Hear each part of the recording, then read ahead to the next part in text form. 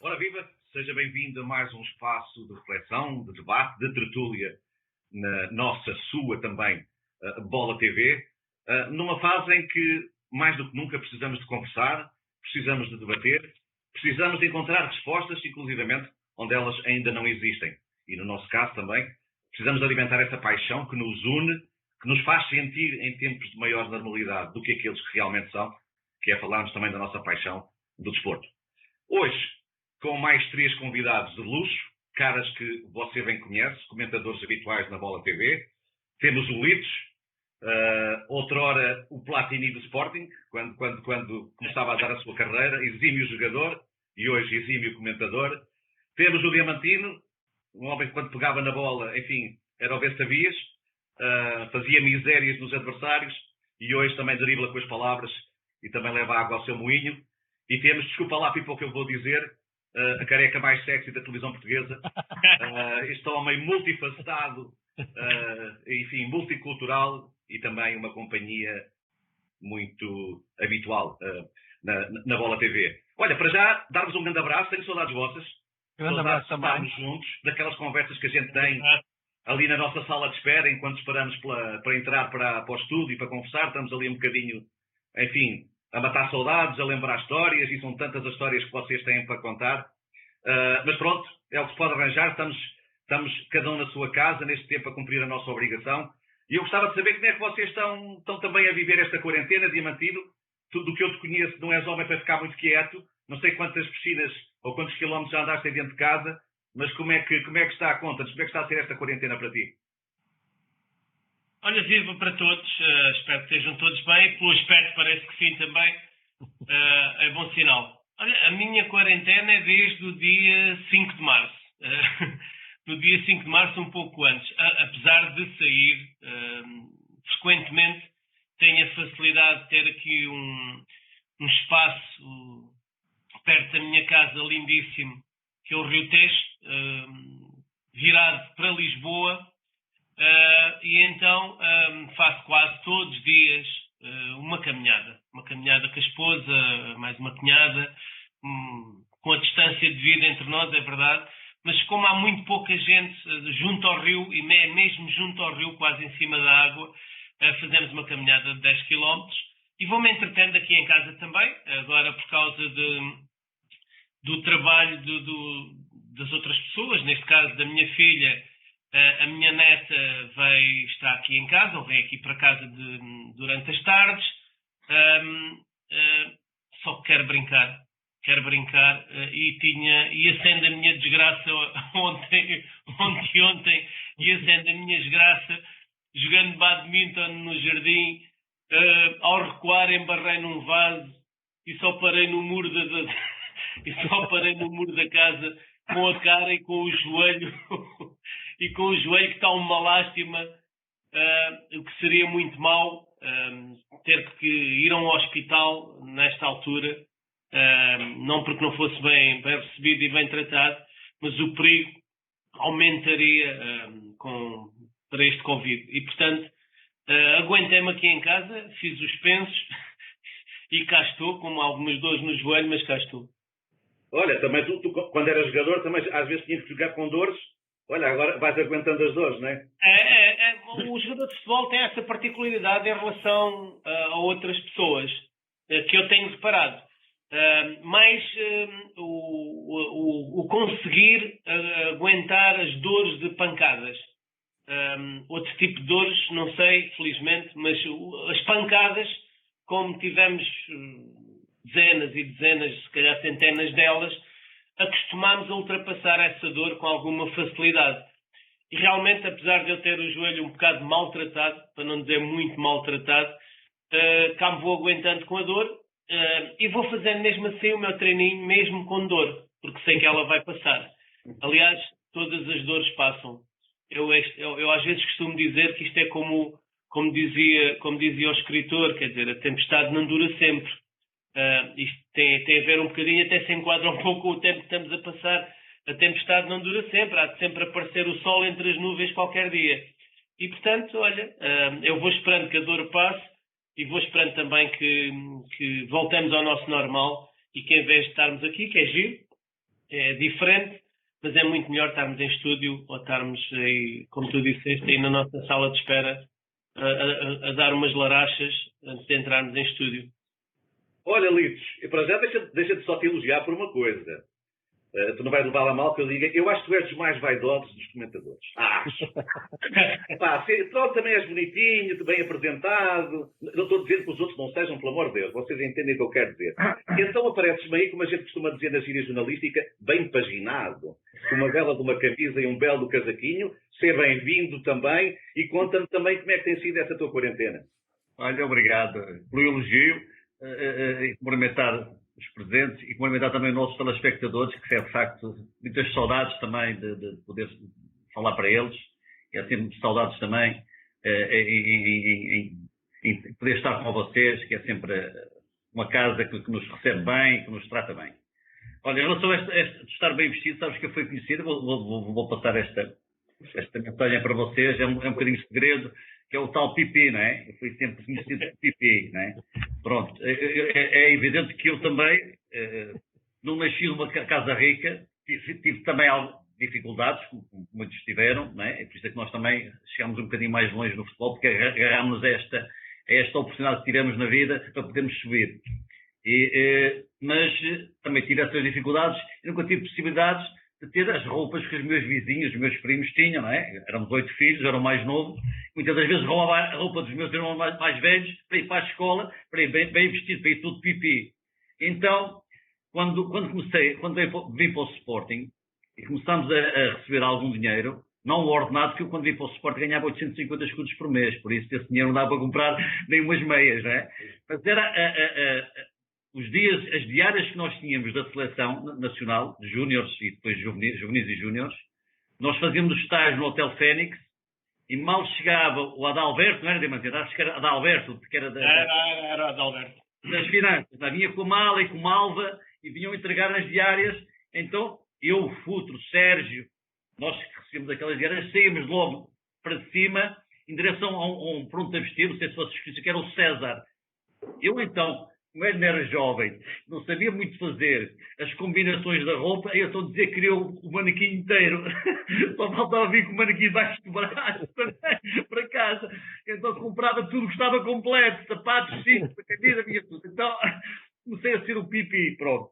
Mas dizendo agora, se me permite, Jorge, gostava de pegar aqui numas coisas de Diamantino, que eu conheço o Diamantino, e agora, nos últimos anos, é um Diamantino ciclista, que agora não pode andar de bicicleta. Então diz-me ele...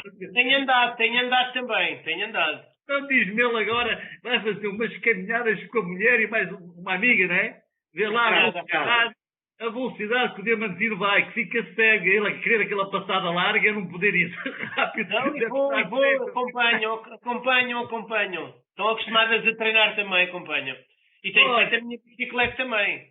E agora digo, o Diamante disse, pá, que aí as duas são diferentes, claro, mas os quilinhos a mais, que era quando éramos jogadores, agora que a gente cai, é um estrondo, partimos todos. E depois uma coisa também boa, e o nosso amigo não nos vai levar a mal, que é o treinador, não é? O nosso amigo Abel Xavier, que é o famoso treinador, não é? Essa função. Mas olha, gostava de vos transmitir também o seguinte. Já fiz isso há pouco para a Sporting TV, fiz essa confidência daquilo que tem sido aqui o nosso dia-a-dia, mas como falei isso para a Sporting TV, tenho esse dever também para falar para os telespectadores da Bola TV. Que é o meu dia-a-dia, que tenho aqui o meu vizinho da frente, tem aqui um terreno enorme, já com 70 e muitos anos, que agora está no Canadá, imigrante, e agora não pode voltar. Ele não tem aqui o terreno em que eu normalmente ajudo a regar essas coisas. Então agora dediquei-me também à agricultura. Agora sou o agricultor aqui da zona, que normalmente ele fazia aqui plantação de tudo, feijão verde, alfaces, tomates, pimentos, courgettes. Ele fazia isso tudo depois oferecia à comunidade, aqui aos vizinhos, não somos montes também, nesta zona também, estamos também de facto numa zona também privilegiada, de pouca gente, mais casas de fim de semana, então agora dediquei-me a esta plantação. Então tenho andado de volta do terreno do vizinho a plantar tudo o que há, com tudo que há nos sítios para comprar, que é a altura ideal para plantar. Por isso, olha, conciliando as caminhadas, as bicicletas com os miúdos, os filhos, que eles vão nas bicicletas boas, mas eu prefiro a minha pasteleira, né? Que é mais confortável, numa rua tanto, não é preciso fazer tanto esforço, e vou fazendo esta à parte da agricultura, que agora, felizmente, nem precisa ser carregado com esta chuva que tem caído por aqui. Olha, espero apenas que nos traga o feijão verde, que é mais sensível, para ver se daqui a uns meses possa também servir aqui os vizinhos, como o meu vizinho João, do Canadá, o faz tantos anos. Olha, Pipa, agora tu, também é bom estar de novo contigo. Olha, vou dizer uma coisa que tu já sabes seguramente, nas redes sociais também és um sucesso, para além do documentário, como é óbvio. Eu não sei se sabias, mas eu estou a gerir um grupo no Facebook que tem entre 300 mil, entre moçambicanos, angolanos, cabo-verdianos, são à volta de 320 mil neste momento. E de vez em quando perguntam por ti, o Pipa e a revista de imprensa e o Pipa, pronto, eles percebem também que a gente agora estamos em casa, eles estão a gostar de te ver de volta e os teus comentários, enfim, calculo que também têm feito, também estão com saudades tuas, como se calhar também estás com saudade de todos, não é? Não, claro que sim, claro que sim. Cumprimentar primeiro os meus parceiros de painel, saudades evidentemente de estar outra vez em estúdio, porque esta realmente não é uma situação normal. Eu diria que esta é uma situação contra a natura. Está-nos a ser pedido que façamos tudo o que é contra a nossa natureza, que é conversar, que é estar, que é abraçar, que é contatar, que é tocar, enfim. E nós, como povo latino, povo afetivo, de toque fácil, de contacto fácil, custa-nos muito mais. Não estou a dizer que não custe também aos nórdicos, mas a nós, latinos, a gente sabe que custa mais. Aliás, basta ver que quem seguiu com atenção, não digo agora, mas nos primeiros tempos, quem seguia o que se passava em Itália ficava horrorizado com a quantidade de mortes, eles continuavam tranquilamente nas ruas, assim, enfim.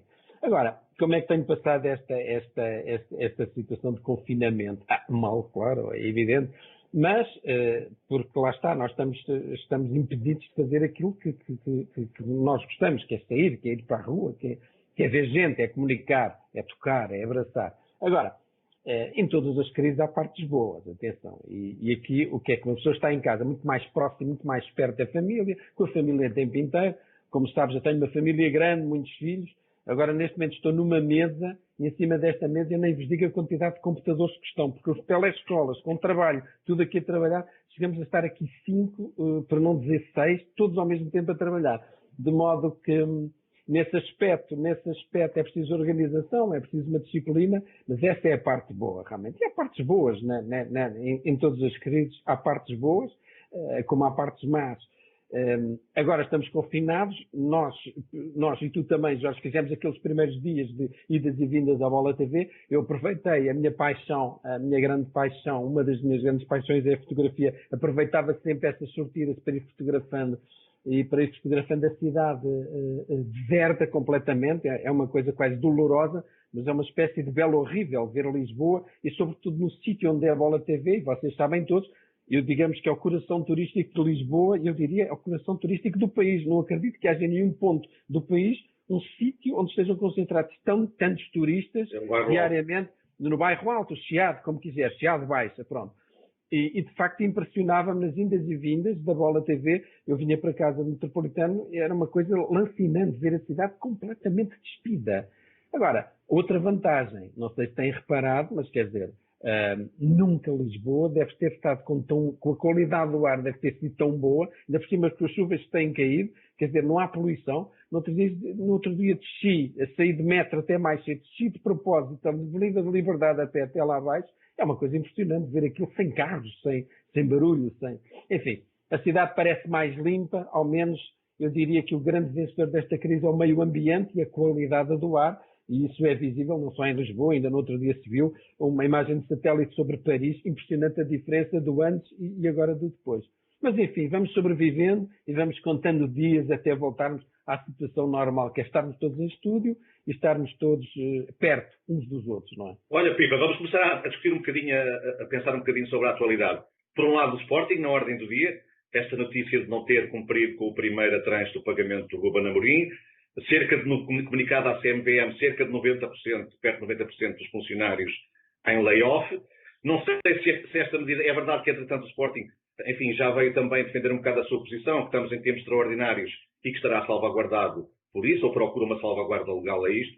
Como é que tu estás a ver isto tudo? Não te surpreende calculo, porque já sabíamos que isto ia bater forte em termos financeiros, e até projetando, o Porto tem que fazer vendas, atenção, porque o Porto para cumprir, e estamos numa altura do mercado em que não, evidentemente não está bom para vender, e o Porto tem para vender. O Benfica, aparentemente, enfim, vai escapando pelos pingas da chuva, ou vai resistindo. Como é que tu estás a ver toda a situação, que por um lado não te surpreende, mas que evolução é que tu estás a ver? Começando já até pelo aspecto do Sporting, não é? Pelo caso no Sporting, confesso que me surpreende. Surpreende porque é público e notório que o Sporting fez, é evidente, todos estão numa situação financeira complicada, o Benfica menos, o Benfica está mais estável, mas o Sporting surpreende-me por um assunto muito simples. Eu tenho memória e as pessoas sabem que o Sporting fez um encaixe com a venda do Bruno Fernandes. Pode não ter recebido tudo, mas quer dizer, o pagamento, a primeira tranche eram 5 milhões mais 2,3 de IVA.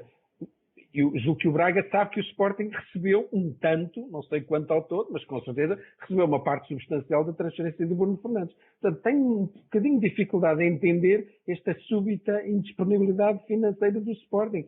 Bem sei que as alegações do Sporting têm a ver com este momento, mas quer dizer, o Covid não pode ter as costas assim tão largas, quer dizer, julgo eu. Portanto, a imagem do Sporting não sai beneficiada certamente com este episódio. Houve, de facto, um pagamento, um falhanço do pagamento, e o Sporting já está em dívida. Com certeza que se o Sporting avançou para esta, digamos, omissão, com certeza que se inteirou, há um enquadramento legal. Bem, neste momento também os treinadores estão parados, não é? Mas eu acho que a imagem do Sporting não sai muito favorecida com isto, até porque já houve episódios recentes, eu lembro-me do que foi quase o folhetim do pagamento, não pagamento do Rafinha, digamos que não é, a imagem do Sporting não sai beneficiada. Quanto ao Porto, as notícias têm saído sobre o Porto, se vocês têm reparado, é tudo a pensar na próxima época nas vendas que o Porto tem que fazer. Fazendo um apanhado das notícias do Porto, a linha avançada vai ser quase toda. O Marega, o Soares, e não só. O Alex Telles também estará de saída, tem pretendentes, o Corona, os jornais dizem que tem meia Europa atrás. A minha pergunta é, com que equipa vai ficar o Porto para o ano? A equipa no 111 vão ter, mas será que suficientemente competitiva? Agora, a questão é esta, fica a nu, e sobretudo mais a nu neste tempo, aquilo que tem sido a gestão verdadeiramente catastrófica da SAD Portista nos últimos anos, com reflexos evidentes na equipa, no futebol profissional. E mais dia, menos dia, alguém terá que começar a fazer perguntas: que tipo de gestão é esta e para onde é que foi o dinheiro?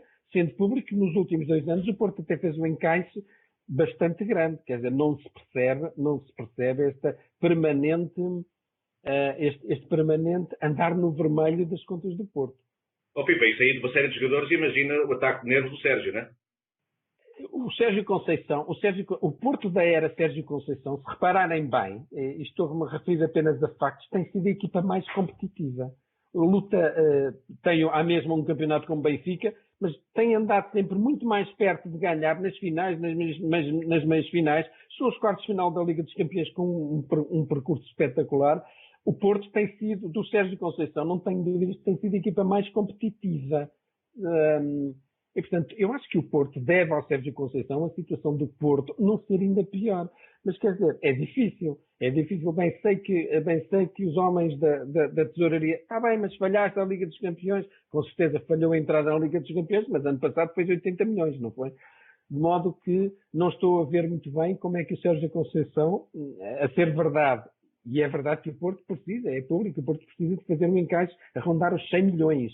Eu não sei se com estes jogadores que têm sido falados, não sei se chegarão para o Porto fazer 100 milhões. Até porque esta, como tu disseste, não é uma boa altura para vender. E os jogadores estão parados, não há montra. Bem, e a montra mais importante desapareceu, mas desapareceu para todos, não é? Que é a Europa. De modo que não sei. Acho que neste momento o Benfica, apesar de tudo, é o que está mais estável. Porque, é evidente que a crise vai tocar, porque o Benfica também estou convencido que é o que tem a folha salarial mais carregada. E já se percebeu que o Benfica vai inverter muita coisa, percebe-se que vai haver custos transversais em todas as áreas, o investimento vai ser reduzido, portanto, toca a todos, não é? Toca a todos, mas parece-me que o Benfica, a situação financeira do Benfica que permite encarar esta situação com mais... Eu não digo que o Benfica não esteja também apreensivo, com certeza que também estará, mas neste momento tem uma almofada que os outros não têm. Diamantino, não sei se concordas que o Benfica, apesar de tudo, pelo menos ao nível dos sinais, é aquele que aparenta estar numa situação mais confortável e se calhar hoje a pensar, meu Deus, em boa hora vendemos o João Félix porque aquele dinheiro que jeito já deu e pode dar como almofada, não é? E outras coisas, mas aqui quase que me faz lembrar, e enquadrando novamente o desporto no mundo, faz-me lembrar o Benfica está para o futebol português como a Noruega, segundo as notícias que nos vão chegando, como a Noruega está para o Covid em relação quase à Europa toda. Passou quase incólume, não ao Covid, mas melhor que os outros mesmo assim. Mas em termos financeiros, eu ainda há poucos dias li de um imigrante português que até está ligado ao desporto e é vice-presidente de uma câmara qualquer na Noruega, dizer que em termos económicos não sente diferença absolutamente nenhuma, não se passa quase nada com a Noruega. E, portanto, faz-me lembrar o Benfica para o futebol português neste momento, em função daquilo que vamos lendo e vamos ouvindo, infelizmente, é transversal a todos os escalões e aos profissionais e principalmente aos amadores. E, portanto, o Benfica, vamos ver o futuro. Estamos numa fase em que eu não arriscaria prognósticos nenhuns em relação a nada. E, portanto, vamos esperar mais uns tempos para ver como é que as coisas vão decorrer, principalmente em termos financeiros para os clubes. Em relação ao Porto, o Pipa já mais ou menos fez um retrato daquilo que nos é dado a conhecer e que nos vão dizendo e que vamos lendo. É uma situação que é muito complicada já, não desta época, mas de há várias épocas, esta parte.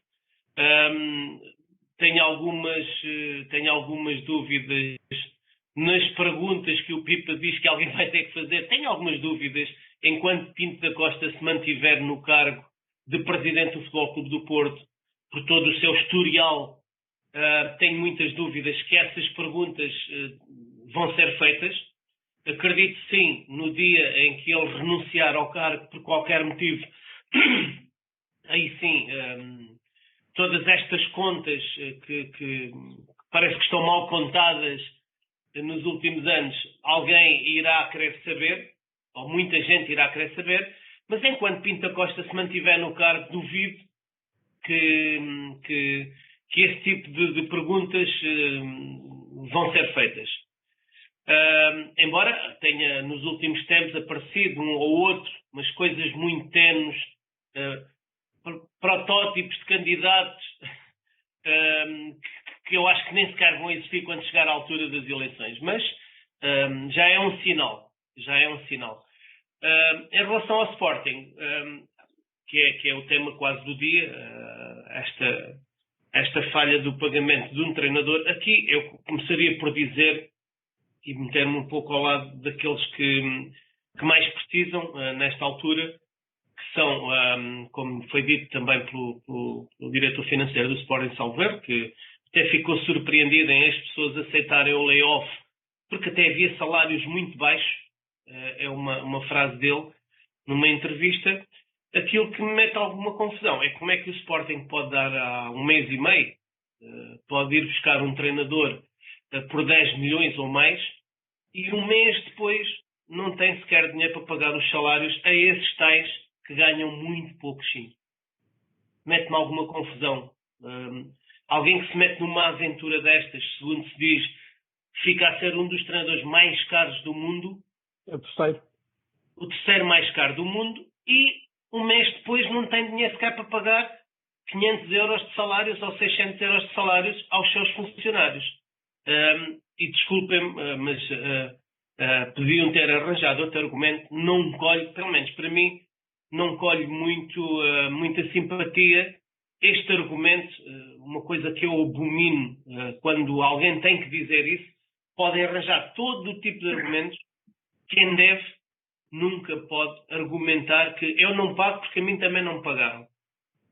Porque as coisas têm que ser, têm que estar organizadas de modo a cumprir-se aquilo que, pelo menos a minha vida foi sempre pautada por isto, pessoalmente, a cumprir aquilo a que nos comprometemos. E, portanto, mete-me alguma confusão o Sporting, nesta altura, não tem nem sequer para pagar os salários mais baixos aos seus funcionários. Bem, há aqui uma coisa a acreditar naquilo que fomos ouvindo também, dizendo que isto que o Sporting está a fazer é para garantir a sustentabilidade e garantir também o não despedimento dos funcionários. Bem, vamos esperar um tempo e ver se realmente isto é verdade.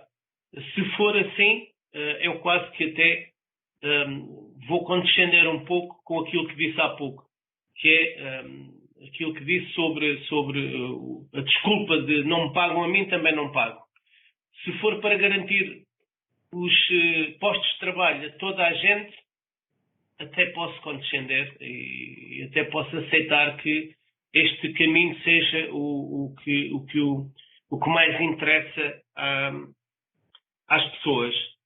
Agora, esta situação do não pagamento, como Pipa já aflorou há pouco, estas confusões com os não pagamentos daquilo que se vai comprando não é de agora do Sporting.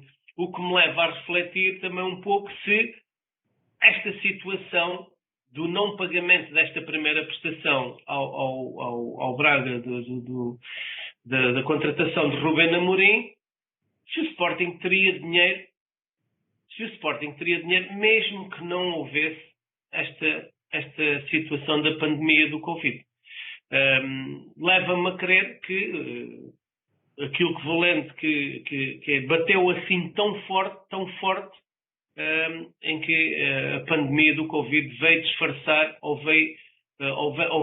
estão-nos a tentar fazer crer que se não fosse a pandemia o Sporting estaria bem em termos financeiros.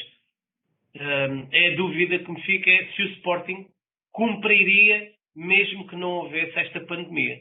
Olha, deixa puxar o Lides à conversa também. Tens alguma dúvida nesse aspecto também ou não? E no fundo, como é que, Lides, estás a ver esta situação, pegando no Sporting e possivelmente partindo para os outros, não é? Olha, em relação ao Sporting, é evidente que o Diamantino e o André Pipa já falaram, tanto parte daquilo que é a realidade e sou obrigado a reconhecer, como sportinguista, que gostava que a situação não tivesse sido arrastada desta forma. Gostaria que o Sporting tivesse cumprido, embora aquilo que um dos responsáveis do Sporting, o Dr. Francisco Salgado Zenha, não é? Afirmou que são alguns dias, obviamente, volto a repetir, gostaria que tivesse sido pago na data que estava estabelecido. Reconheço também a situação do país também não está a ajudar esta situação que estamos a assistir. Não é desculpa, mas também reconheço, o Diamantino falou há pouco que não paga porque os outros não pagam. Parece que não foi bem isso que ele disse, e não até foi ouvindo na televisão também, estava agora a tentar aqui ler, foi que também tem alguns fornecedores e há algumas pessoas também que devem ao Sporting, que também não têm pago a tempo e horas, mas não serve de desculpa para que o Sporting não tivesse de cumprir a sua obrigação. Parece a mim também, e já tínhamos falado isto em off, que é uma forma também do Sporting de Braga pressionar o Sporting, deixando cair, me parece que deixa cair estas notícias na imprensa, para que o Sporting esteja pressionado. Não tenho dúvida nenhuma que o Sporting vai cumprir as suas obrigações. Foi de facto, e já falámos disso, foi um investimento grande na aquisição do treinador, mas também estamos à espera de perceber no futuro se foi um bom investimento ou não. Continuo a acreditar que foi muito dinheiro para se pagar por um treinador, mas se o Sporting a curto e longo prazo vier a rentabilizar o treinador que contratou na valorização dos seus ativos e vendê-los bem vendidos, obviamente que os responsáveis do Sporting serão sempre bem vistos pela contratação que fizeram. Em relação àquilo que vocês falaram, e bem também em relação ao Benfica, que nós sabemos que o Benfica era o clube mais estável por aquilo que tem sido as vendas e aquilo que tem sido também o encaixe das presenças na Liga dos Campeões, é um clube que está financeiramente mais estável. O Futebol do Porto é as situações que nós temos vindo a falar e aquilo que vamos lendo também. Não sei o que é que irá ser também este final de campeonato, se vai ser retomado ou não. Se não for retomado, obviamente que será o Futebol do Porto a representar, a ser o número 1 e a ser campeão, e a ter esse encaixe no final da época também da Liga dos Campeões.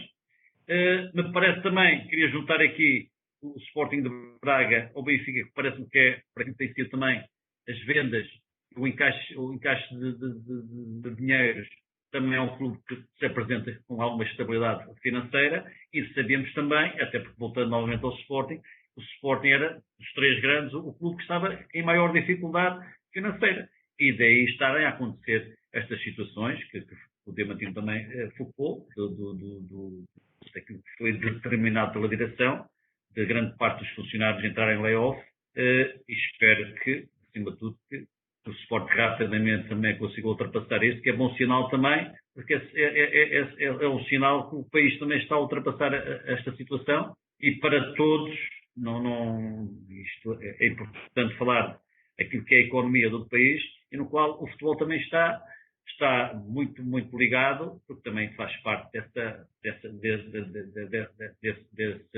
economia que faz andar o nosso país. Olha, eu gostava também de pegar um bocado naquela dúvida que o Diamantino pôs, que foi: será que o Sporting teria dinheiro caso não fosse esta crise? E, independentemente, todos nós conhecemos, é público, a questão das dificuldades do Sporting, está numa situação mais frágil, como é óbvio. Eu acredito que, apesar de tudo, eu acho que sim. O que eu acho que o Sporting está a fazer, enfim, o administrador da SAD, da área financeira, o que falou, também falou muito en passant, não foi estes termos, mas penso que queria ir por aí, que é o que o Sporting está a fazer, como se calhar alguns clubes vão fazer, é tentar amealhar ao máximo, ou seja, o Sporting se calhar até tinha o dinheiro, mas neste momento, e perante todas as certezas que existem, por um lado é precaverem-se, ou seja, quando a gente está numa situação de crise, os clubes como nós, na nossa vida pessoal, estamos numa situação de crise e não sabemos o dia da manhã qual é a tendência, reserva, guarda o máximo que pudermos, até ao máximo de tempo que pudermos. E depois, porque o Sporting, de facto, também tem mecanismos legais. Aliás, o próprio Sérgio Abrantes Mendes, também colunista, histórico dirigente do Sporting e colunista da Bola, fala hoje no artigo da opinião dele de um tal artigo 437 do Código Civil, que permite, enfim, embora é óbvio, não foi pensado para este tipo de casos, não há nenhuma lei pensada para este tipo de situações, nem nenhuma regra, mas que permite, nos contratos, quando acontece alguma situação absolutamente excepcional, e esta é a área onde todos estarão de acordo, de facto, absolutamente excepcional, proteger uma das partes que fica claramente prejudicada, neste caso é o devedor, no sentido de equilibrar. De maneira que o Sporting acredita que, para já, não tem que pagar já os 10 milhões, como teria, como uma quebra de contrato, não ter pago a primeira prestação, e já que não pagou a primeira, pagava as 2 juntas, com penalização, mais o IVA e 7 penalizações, acredita nisso. E em relação ao layoff, eu acho que os clubes, como as empresas, não resistem a esta tentação. O Estado, ao oferecer esses apoios, o que os clubes poupam em salários é uma verba incrível. Ainda por cima, porque depois há tetos, até aos 1.950 euros,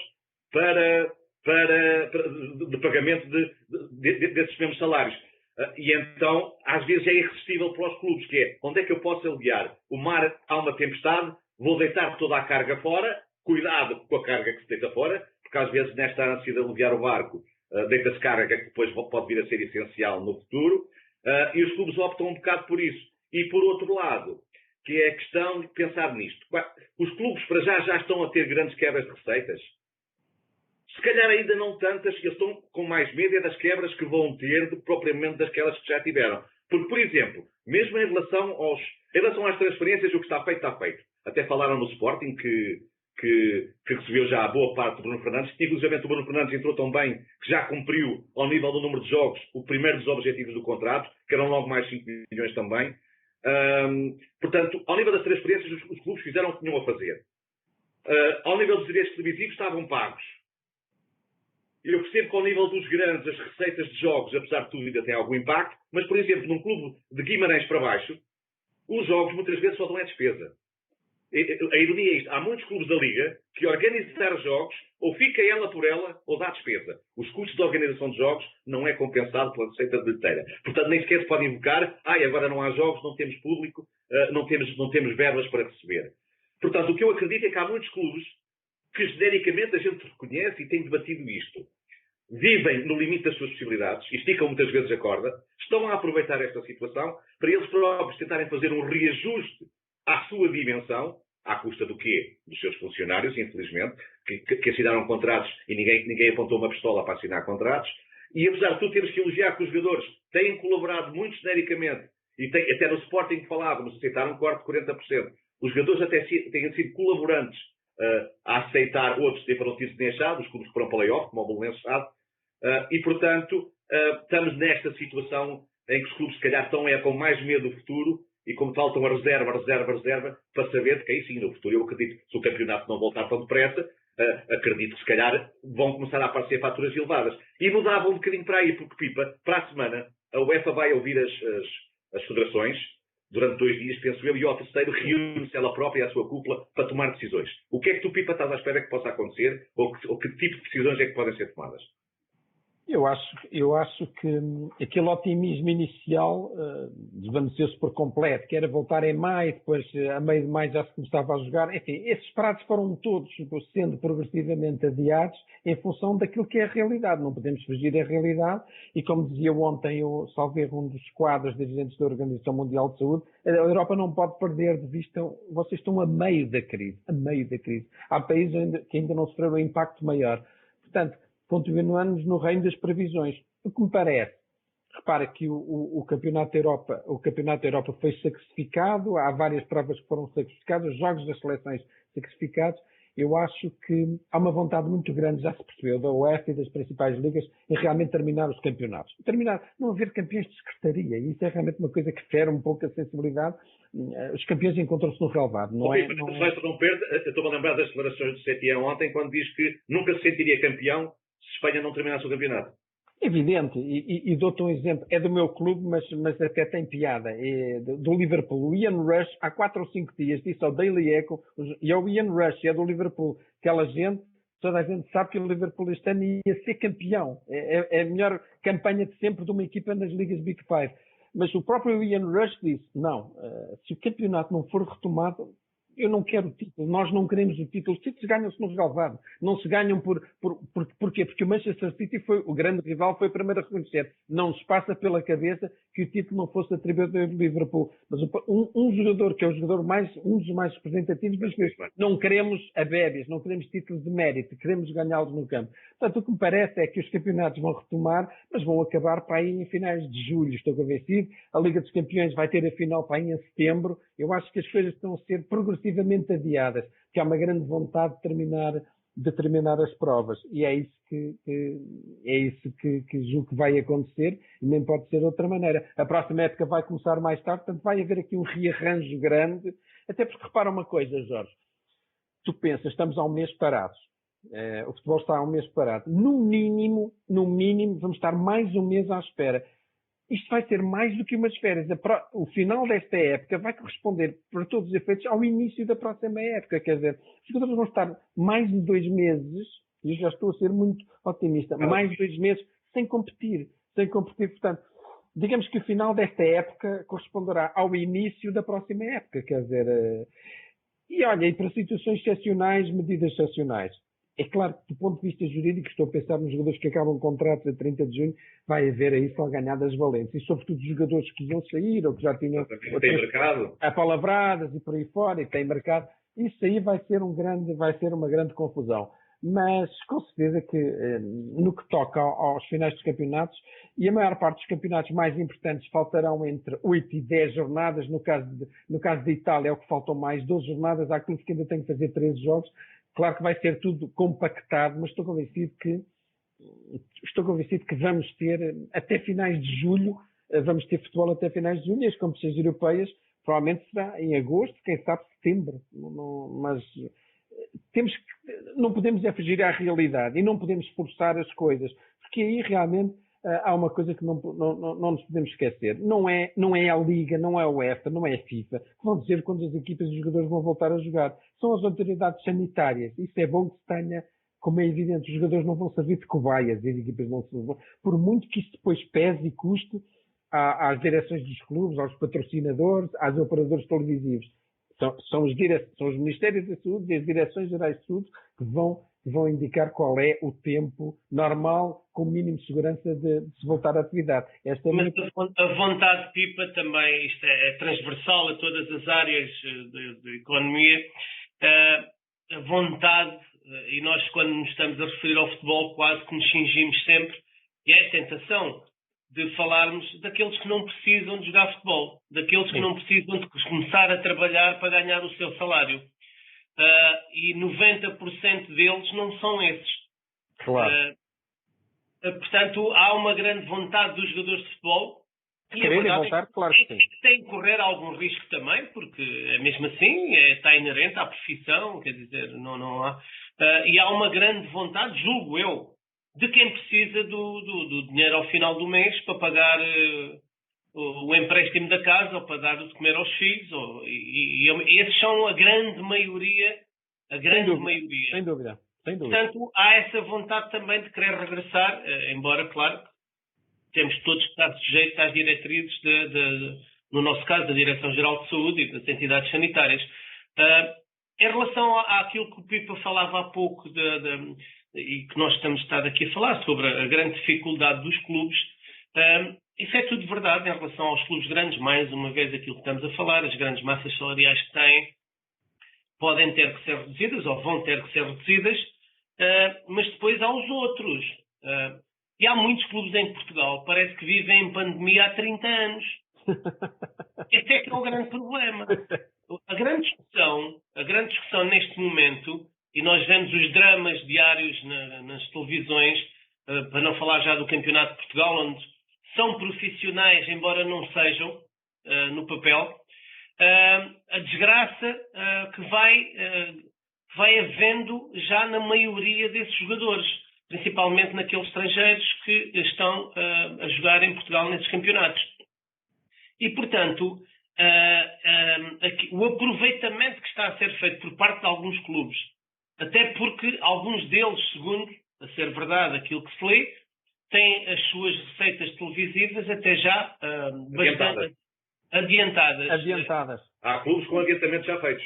Portanto, isso passa-se há 30 anos, não é de agora.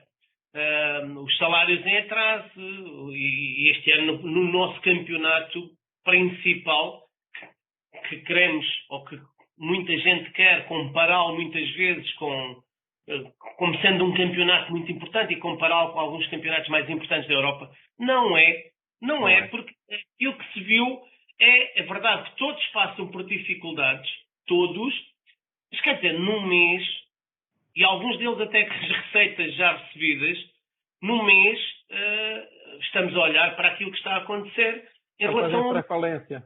Não tem justificação.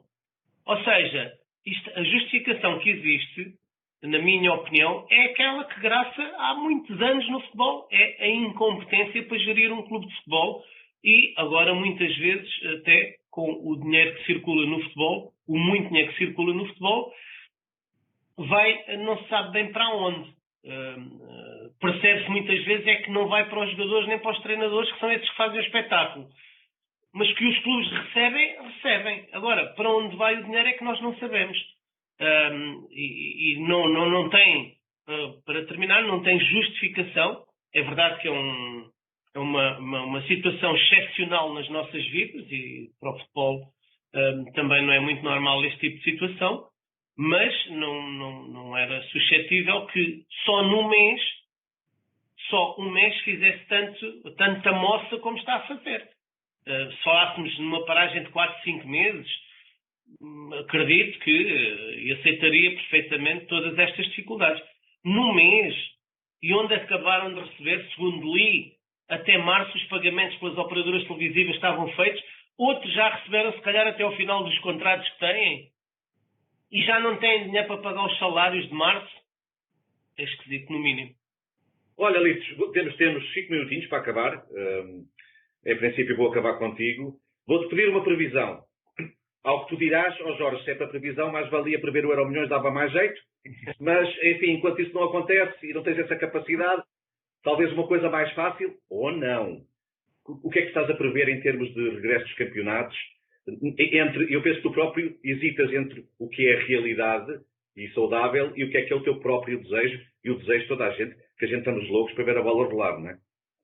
Olha, Jorge, eu pegava até naquilo que o André Pipa falou há pouco, diz que já passou quase 1 mês e meio, não é?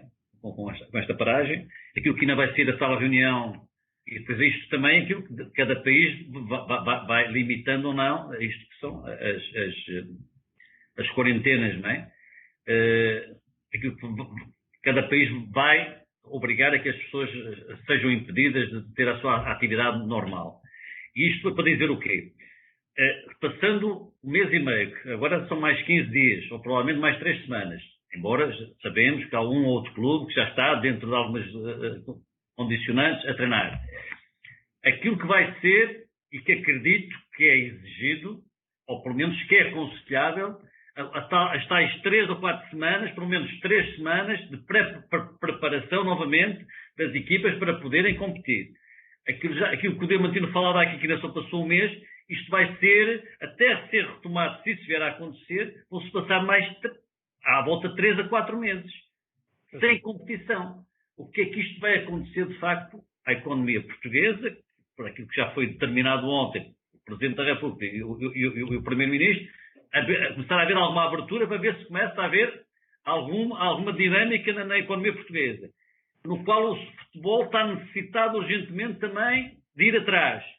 E eu falo disto aqui das 3, 4 semanas, que foi há bocadinho, foi um dos temas que falávamos numa entrevista do Bataglia ao Jornal do Sporting, em que dizia que ele, até pelos problemas que tem de físicos, necessita para voltar à competição, é verdade. Uma competição normal, pelo menos 3 semanas, de 3 a 4 semanas, para se pôr. Mas não é só ele.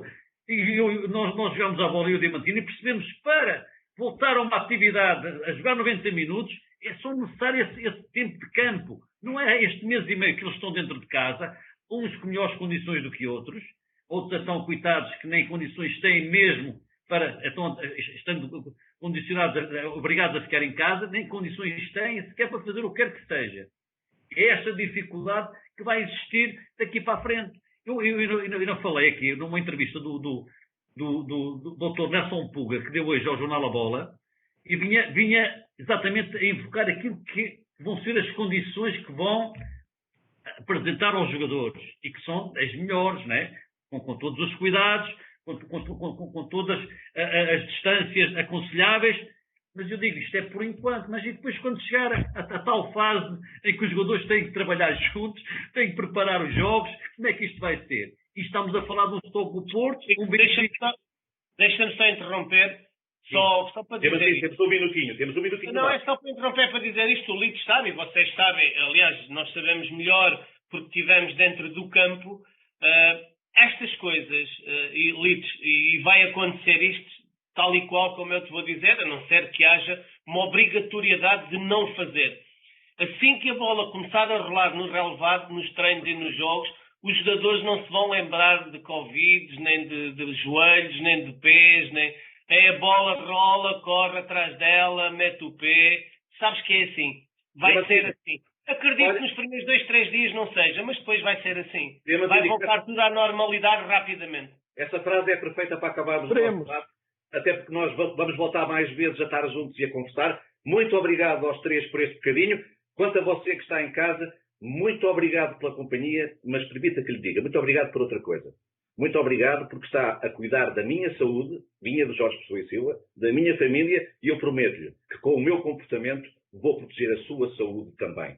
Um grande abraço, da única maneira que pode ser dada neste momento, com o coração. Estamos juntos. Fiquem bem.